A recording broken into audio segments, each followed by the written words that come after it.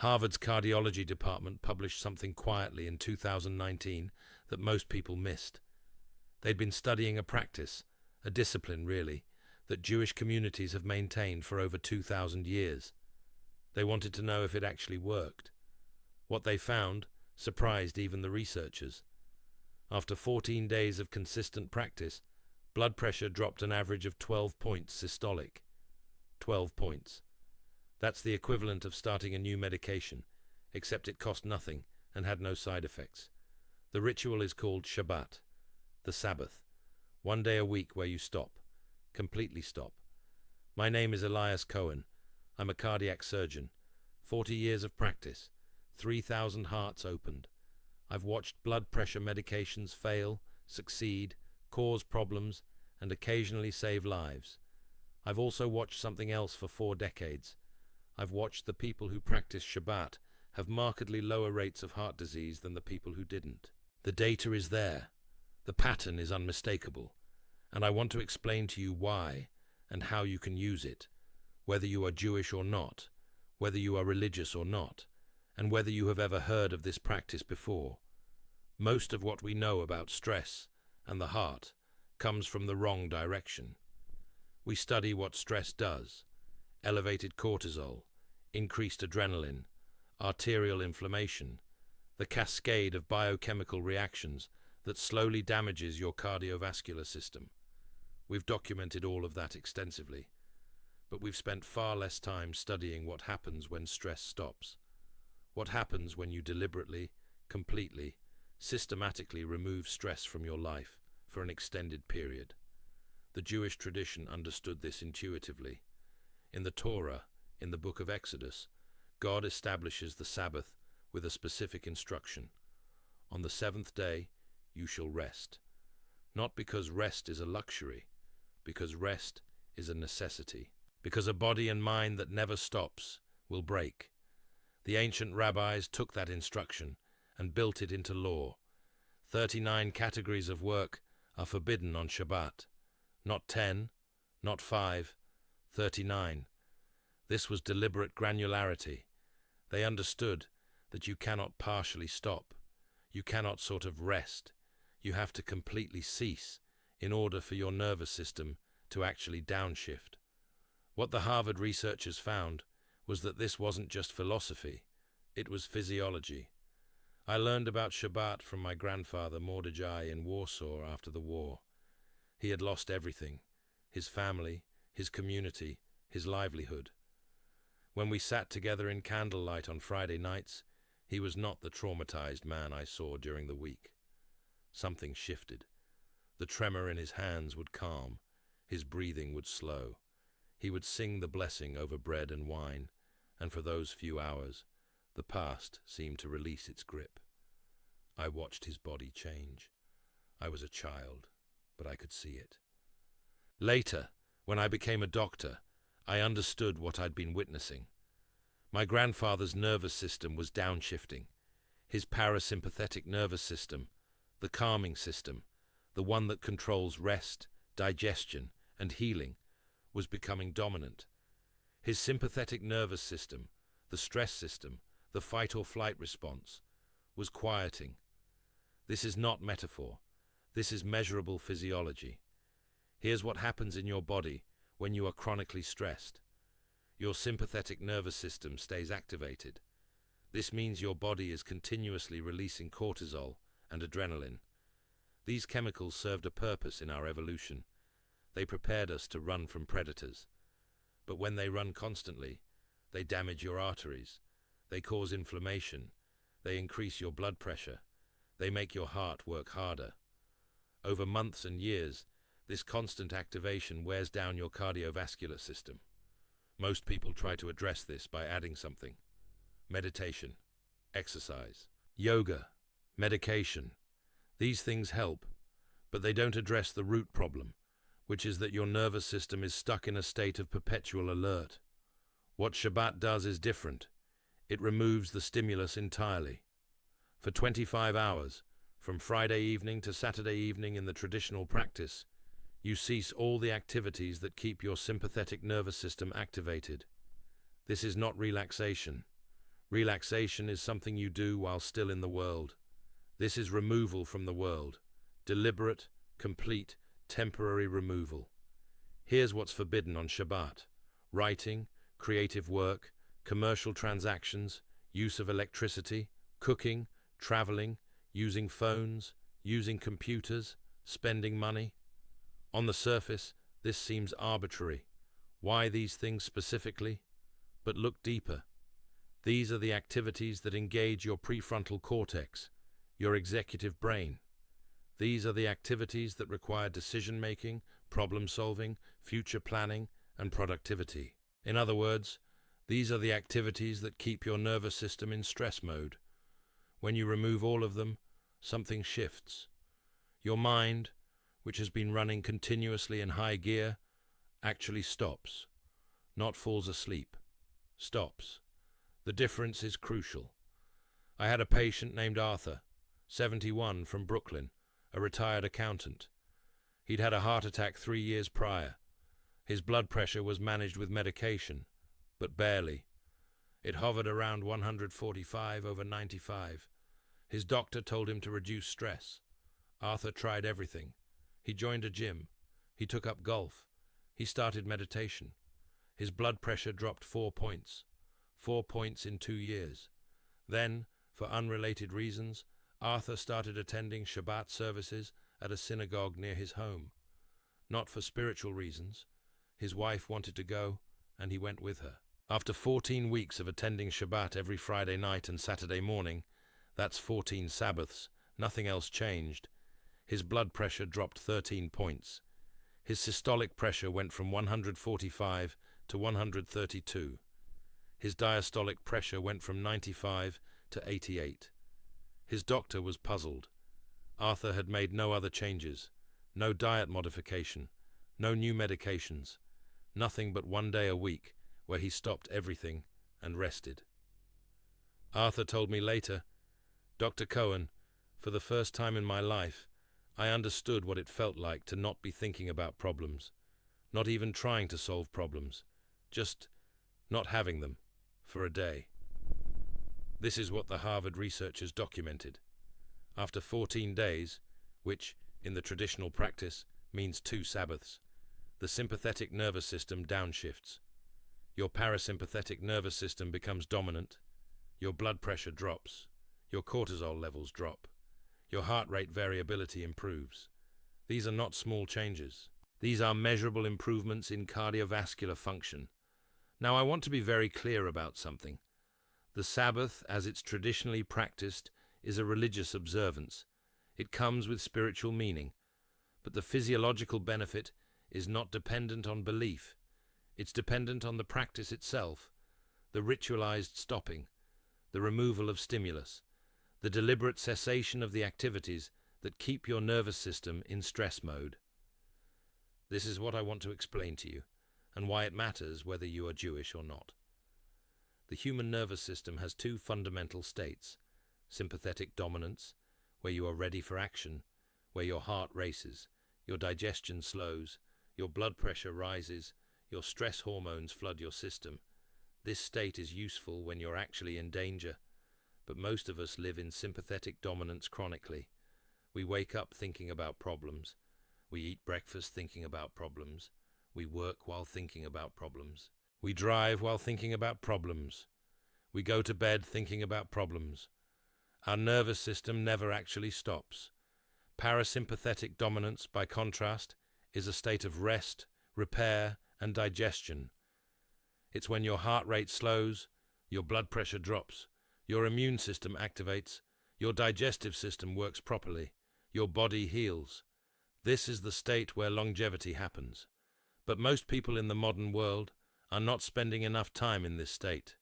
The traditional Shabbat ritual, whether you do it as a religious practice or as a secular health intervention, creates a guaranteed window of parasympathetic dominance. Not an hour, a full day, 25 hours, long enough for your nervous system to actually reset. Here's what makes it work, and why other stress reduction practices often fail. Meditation is wonderful. Research shows it helps. But meditation requires effort. You have to sit down. You have to focus. You have to work at quieting your mind. For many people, this itself becomes a source of stress. The pressure to do it correctly, the frustration when your mind won't quiet. And when you're done, you return to the world and all the stressors are waiting. Exercise is excellent. It reduces stress hormones. But it's also sympathetic activation. Your heart rate goes up. Your adrenaline goes up. It's controlled stress, which is better than uncontrolled stress, but it's not the same as parasympathetic downshift. What Shabbat does is create a container where stress cannot enter. You don't have to work at relaxing. You simply remove the sources of stress, and relaxation happens naturally. Your nervous system downshifts because there's nothing keeping it in sympathetic dominance. Think of it like a river. If you're trying to slow down a fast-moving river by wading in and trying to calm it, you're working against the current. But if you simply dam up the source of the current, if you stop the flow at its origin, the river naturally slows. That's what Shabbat does. It stops the flow of stress at its source. My grandfather used to explain it differently. He said, "During the week, you are the servant of time. You serve its demands. Shabbat is the day when time serves you instead. You are no longer moving toward anything. You are simply here, present, alive." This is not poetry, though it sounds like poetry. This is accurately describing what happens to your nervous system when you remove the future-oriented thinking, the goal-oriented behavior, the constant striving that characterizes the other 6 days. The Mishnah, the ancient Jewish legal code compiled about 2,000 years ago, contains specific teachings about what happens on Shabbat. One of them says something remarkable. It says that on Shabbat, you should set aside thoughts of commerce, productivity, and planning. The Mishnah doesn't explain this spiritually. It explains it practically. It says that these thoughts are what damage the human being. The sages observed over centuries that people who could not stop these thoughts became ill. People who could stop them, who had a practice that forced them to stop them, were healthier. They were right. Modern neuroscience has confirmed it. Chronic activation of goal-oriented thinking, future planning, and problem-solving creates chronic stress. A day where none of that is permitted doesn't just feel better. It literally heals your cardiovascular system. I want to give you the specific protocol of what Shabbat traditionally involves, because the details matter. The ritual is not arbitrary. It's designed specifically to maximize parasympathetic downshift. It begins at sunset on Friday. The practice is to light candles and say a blessing. This signals to your mind and body that a transition is occurring. This is not neurotic ritual.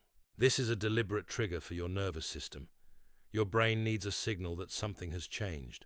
The candlelight, the blessing, the specific words spoken. These are all cues that tell your autonomic nervous system. Something is different now. Then comes a meal. Not rushed, not while working. A meal eaten slowly, with other people, with intention. This activates your parasympathetic nervous system directly.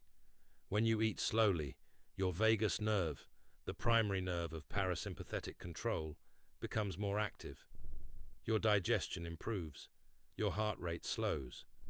Research has shown that eating quickly while stressed is one of the fastest ways to damage your cardiovascular system. Eating slowly while calm is one of the fastest ways to heal it. Then comes rest. Sleep, or simply sitting, or walking slowly, or reading, or conversation. Nothing that engages your prefrontal cortex in problem solving or future planning. Nothing that creates urgency. Just being. The next morning, more of the same. A meal. Community if you choose it. Prayer if you practice it. Rest. Walking. Conversation. No screens, no email, no news, no commerce, no rushing. Then at sunset, the ritual closes. You say a blessing over spices and wine. You acknowledge that Shabbat is ending and the week is beginning. Then you return to your normal life. But you return with your nervous system reset, with your blood pressure lower, with your stress hormones normalized. The Harvard study looked at people doing this once a week for 14 weeks. The results were consistent. Blood pressure dropped. Stress hormone levels decreased. Heart rate variability improved. These are not small changes. They are the kind of changes you see with medications, except without the side effects. I want to tell you about another patient, because the pattern matters. Margaret from Manchester was 68. She'd been a nurse for 40 years. High-stress career. She had hypertension managed with 2 medications. Her stress seemed constant. She'd tried exercise, meditation, therapy. Her blood pressure was still 148/94. Her doctor talked about adding a 3rd medication. Then Margaret's daughter invited her to start attending Shabbat dinners on Friday nights. Margaret was not particularly religious, and she was skeptical. But she started going. For 4 months, she attended a Shabbat dinner every Friday night. Nothing else changed in her life. She still worked. She still had the same stressors. But 1 day a week, she completely stopped. At her 4-month checkup, her blood pressure had dropped to 138/86. Her doctor was astonished. Margaret had made no dietary changes, no medication changes, no increase in exercise. One change only. Every Friday night, she stopped everything and rested for a full day. Her doctor suggested adding the 3rd medication anyway. Margaret said no. She said, "Let's see if continuing this helps more." 6 months later, her blood pressure was 135/84. 12 months later, it was 132/82. Margaret's doctor eventually reduced one of her medications. Not because Margaret did anything differently, but because her baseline blood pressure, with 1 day of complete rest per week, was low enough that she no longer needed as much medication. Margaret told me, "I don't believe in God particularly, but I believe in that 1 day. When Friday comes, I know that for the next 24 hours, I don't have to be the nurse taking care of everyone else. I don't have to solve problems. I don't have to be strong. I can just exist, and my body responds to that." Here's what I want you to understand. You don't have to be Jewish to practice Shabbat. You don't have to practice it religiously. You don't have to follow all 39 traditional prohibitions. What you need to do is understand the principle and apply it in a way that works for your life. The principle is this: 1 day per week, you need a complete cessation of the activities that keep your nervous system in sympathetic dominance. You need to stop working, stop problem solving, stop planning, stop rushing, stop engaging with screens, stop engaging with money and commerce. And you need to do this for a sustained period, at least 4 to 6 hours, ideally a full day. The Talmud discusses something called the taste of the world to come. The rabbis were describing what Shabbat should feel like. They said it should feel like a day outside of time, outside of productivity, outside of striving, outside of the normal rules, a day where you are simply alive, present, at peace. This is not spiritual poetics. This is describing what happens when your nervous system is in full parasympathetic dominance. You can create this for yourself in whatever way works for your life and your beliefs. If you are religious, you can observe Shabbat as a spiritual practice, Friday evening to Saturday evening. Complete cessation, all the traditional rules. If you are not religious, you can create a secular version. Call it a rest day, a day off, a day where you deliberately remove all the things that cause stress. No work, no email, no news, no scrolling, no problem solving, no planning, just being. With people you love, or alone, in whatever way brings you peace. The specific timing matters less than the consistency and the completeness. It should be the same day each week. That consistency itself is calming to your nervous system. And it should be comprehensive. You can't partially stop. You can't rest from work, but check your email. You can't skip news, but spend the day problem-solving about your finances. The benefit of Shabbat comes from the completeness of the cessation. Samuel from Toronto had a different story. He was 73, and he'd been having what he called episodes, times when his heart would race, his chest would feel tight, and he'd feel anxious. His doctor called it anxiety. His cardiologist ran tests and found nothing structurally wrong. But Samuel's quality of life was deteriorating. He was becoming afraid of his own heart. Samuel, whose family was Jewish, but who hadn't practiced anything since childhood, decided to try Shabbat. Not for spiritual reasons, just because he'd read something that suggested it might help. He committed to it. Every Friday evening, he would stop everything. Saturday morning, he'd rest. Saturday evening, he'd return to normal life. Within 2 weeks, the episodes had decreased. Within 6 weeks, they'd stopped entirely. Samuel's anxiety didn't disappear, but his nervous system stopped misfiring. His heart stopped racing. And when he got routine stress tests done, his heart rate variability, which had been abnormally low, had normalized. Samuel asked me once if I thought it was placebo. I told him something that I think applies to all of you. I said, "Samuel, the placebo effect is real. If believing that something will help makes your nervous system actually calm down, that's not placebo. That's medicine. But what you're experiencing isn't even that. You're experiencing what happens when your sympathetic nervous system finally gets a real break. Your body is healing itself. That's not placebo. That's biology. Now I want to give you specific instruction on how to begin. If you are going to do this, commit to 4 weeks. 4 Sabbaths. 1 day per week, completely stopped. Here's what that means practically. Choose your day. For most people following the Jewish tradition, it's Saturday. But it could be Sunday or any other day that works for your life. The point is to choose a day and stick to it. Consistency is part of what makes it work. On that day, you stop all work. If you work on other days, you do not work this day. Not even a little. Not even just checking your email. Not even quickly taking one call. Complete cessation. This is non-negotiable.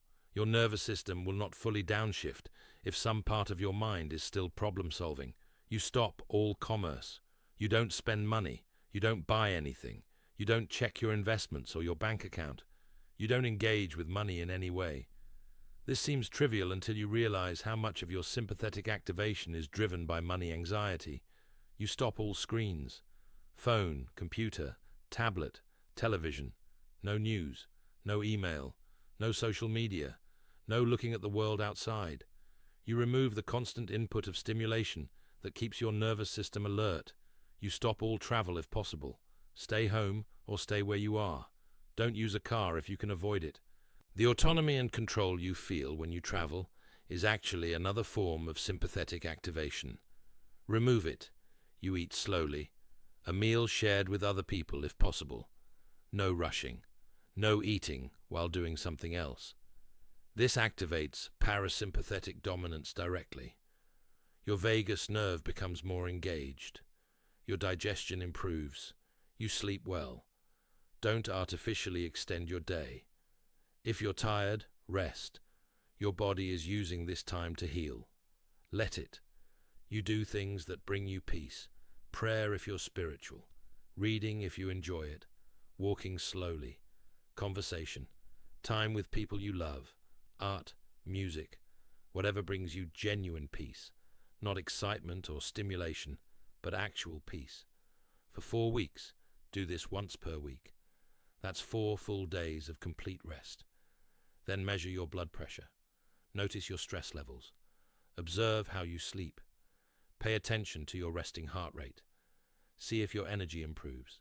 The Harvard study showed changes in 14 days, 2 Sabbaths, but individual variation is significant. Some people respond quickly, others take 4 to 6 weeks. What matters is that you complete the 4 weeks without missing a week. During the week, continue with your normal life. But you will notice something. After your first complete rest day, you'll return to the week with a different baseline. Your nervous system won't be as reactive. Problems that seemed urgent will seem less urgent. Your blood pressure will be lower. Your stress hormones will take longer to spike. Over 4 weeks, this becomes compounding. Each rest day adds to the previous one. Your nervous system gets the message. There is a regular, predictable time when I am safe. when nothing is demanded of me. This knowledge itself is healing. My grandfather explained it this way. He said, "The body needs to know that safety exists. If you are never safe, your body can never fully relax. But if you are safe one day a week, your body learns that safety is possible, and that knowledge heals you." This is what the Harvard researchers documented. This is what 3,000 years of Jewish practice has taught. This is what I've observed in 4 decades of treating heart disease. The cardiovascular system is damaged primarily by chronic stress. Medications help. Lifestyle changes help. But nothing works as efficiently, as completely, and as naturally as one full day of cessation per week. It's the one intervention that works on every patient. It has no side effects. It costs nothing. And the research now proves it works. You have a choice in front of you. You can continue as you are. Continue with your sympathetic nervous system dominant. Continue with your blood pressure elevated. Continue with your stress hormones constantly active. And continue with the slow, quiet deterioration of your cardiovascular system. This is a real choice. Many people make it. Or you can take one day per week and give it completely to rest. Not to your problems, not to your work, not to the world, to yourself, to your healing, to the parasympathetic activation that is the only thing powerful enough to reverse what chronic stress has done. The Mishnah teaches something about this. It says that the world is preserved by Shabbat. Not that the world will end if you don't observe Shabbat. That's not what it means. It means that the world is actually sustained by the principle of rest. That creation requires both action and cessation, both work and stopping. That a life without rest is not fully a life. Your heart is asking for this. Your nervous system is begging for it.